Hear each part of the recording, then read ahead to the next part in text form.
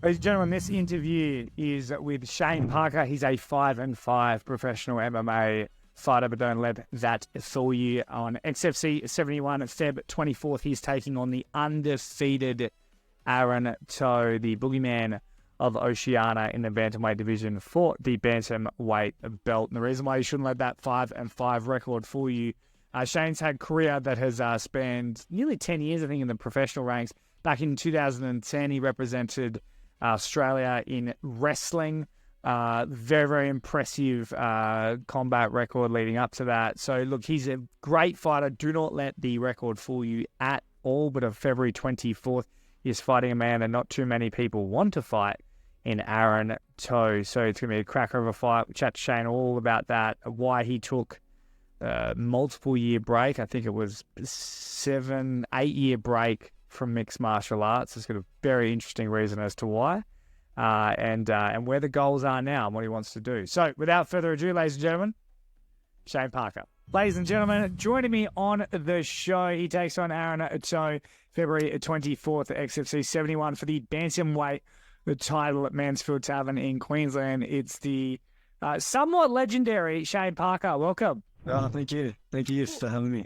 Well, you've been around for so long that the guys these days that are in the upper echelons, they do call you they're like, oh, Shane Parker, I used to watch him when I was coming up. How does that feel? Yeah, no, it feels good. Yeah, I know a few guys that that are fighting now. They said they've been to one of my shows and yeah, they've been to one of my shows and that's what inspired them to get into MMA. Well, it's even like myself, man. Like I'm uncovering guys and filling in blanks of like when I first started a couple maybe five years ago or so. I had my Steve Kennedys, my Cal Potters, my all those sorts of guys. But that other tier or maybe the lighter guys, I didn't know so much about. So I almost feel somewhat disrespectful not knowing as deep as your career went. Were you a Commonwealth Games wrestler? Yeah, I represented her in 2 Commonwealth Games, so yeah. Is that not how you start every sentence? I don't know. I don't like to boast so much. So it's usually my missus that usually, if we're out, she'll tell them that I've represented Australia in 2 Commonwealth Games, and yeah. Why do you not just shoot a double leg straight away and lay on guys? Why have you turned into this knockout artist? I just love the bang. If I want to wrestle, I'll stick to wrestling, but I like to throw hands. Is it one of those things that like does it drive your coaches mad sometimes where they're like, mate, just shoot a double? Yeah, most of the times it does. They have a game plan, but yeah, sometimes I steer from that game plan. And was MMA the goal before wrestling, or did you just naturally transition into it? Well, when I started jiu-jitsu, I started I think I was about 12 and I was training at Sanosage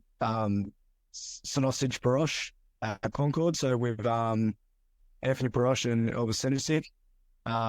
That's where I started my jiu-jitsu game and having, Elvis in the UFC showing, the way. That's what really got me into the MMA side of things. That's as OG as you can get, Elvis Sinisek, isn't it? Yeah. Have they imparted any wisdom about? I mean, obviously, their journey would have been a lot different to even yours in terms of getting to the big show. Yeah, it's sort of. I was quite young back then, so I wasn't really pushing to be an MMA fighter. But I was always in the gym. I took everything as it came. Do you kind of feel somewhat, I don't know, upset with the sort of state of the Commonwealth Games now? Yeah, I think once that COVID crisis hit, I think that had priorities elsewhere. Yeah, that's very true. And speaking of priorities elsewhere, like how much did COVID affect your fight career? Well, I stopped. When did I stop? I stopped 2016. back in 2016. Yeah. Yeah, 2016. That's when I stopped. At first, it was like because the game was a bit soft back then. It was a lot soft. There was fights that they were booked in, and guys would make up these stupid excuses to pull out, and I was getting sick of the game back then. So that's the reason why I stopped. What were the excuses you heard? Well, I was booked in for the reign title on 2 occasions, a week and a half out. I was told that he couldn't fight because he had an injury from the previous fight, but I don't know why it took all through camp to a week out from the week and a half out from the fight to cancel the fight. And then we scheduled again on the next reign, and he said he wasn't going to make weight, so he wasn't going to defend his title. And that obviously pissed you off so much you just stopped fighting altogether. Yeah, pretty much.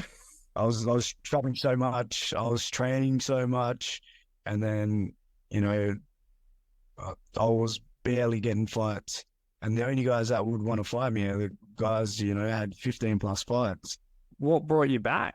Coaching. So coaching brought me back. So I've got a bunch of young guys that I've got fighting underneath me, and then I was pretty much, it was like, I can show you how it's done, because they were knowing about different opponents, and I was like, you're all amateur first of all. Don't pick your opponents. Fight whoever they throw in front of you, and let's test your skills. Boy, have you done that. I mean, you did incredibly well. I mean, arguably, some say you could have won that Michael Mannu fight, and then now he's in a number 1 contender fight. How does it feel to be... Everyone knows I won that fight.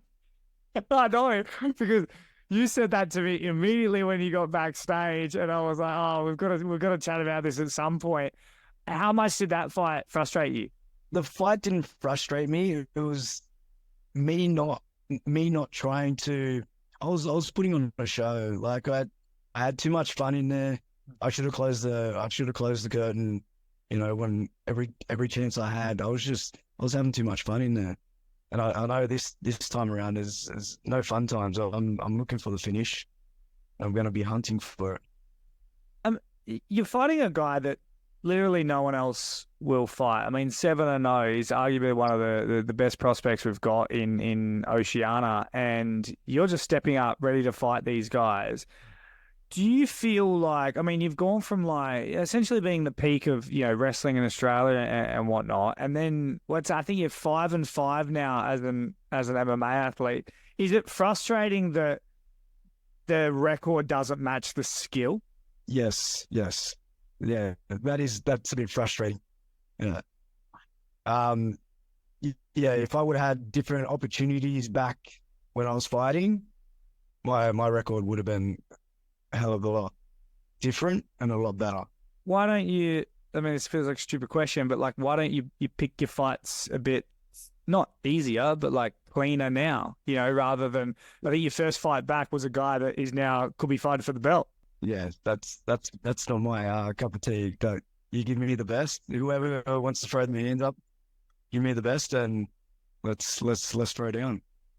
Who's once again another stupid question, but who's in control of your career? Like, do you have like a head coach or anyone that helps guide you, or is it just you deciding the journey? So the first 3 fights, it was me deciding the journey.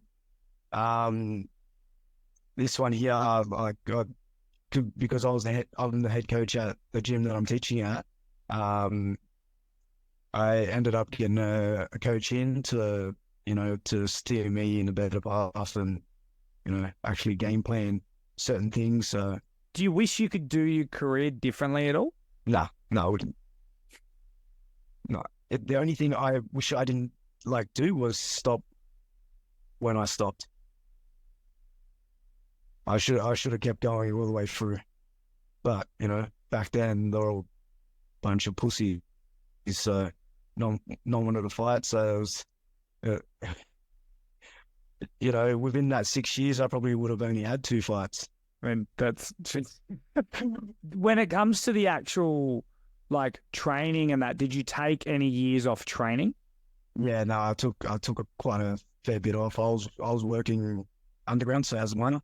So I was pumping out 12, 13-hour days. It was quite hard.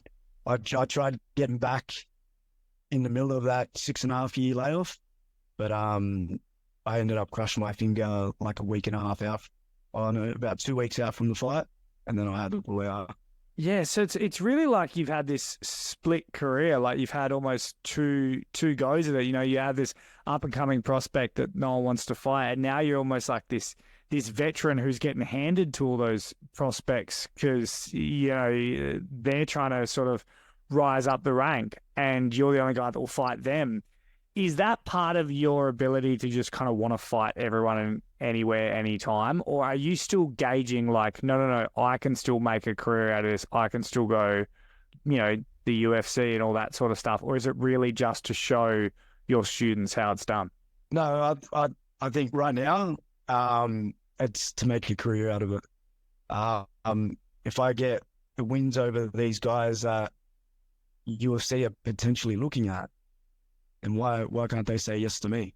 It's a very, very fair point, and especially with your background as well, it does help that. Now, when it comes to Aaron Todd, did you know much about him before taking this fight? Yeah, I knew a bit about him. I did a lot of study on him, and yeah, he's a very strong guy. Is there anything about his game that concerns you at all? Probably just his cage wrestling. He's pretty strong in the cage.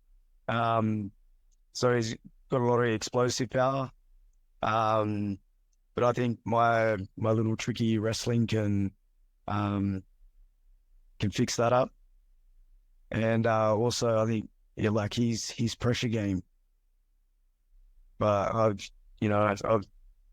done a lot of work in this camp to ensure I'm coming out victorious. And Feb 24th, can we expect a run across the cage, shoot the double leg, or are we going to see a classic Shane Parker brawl?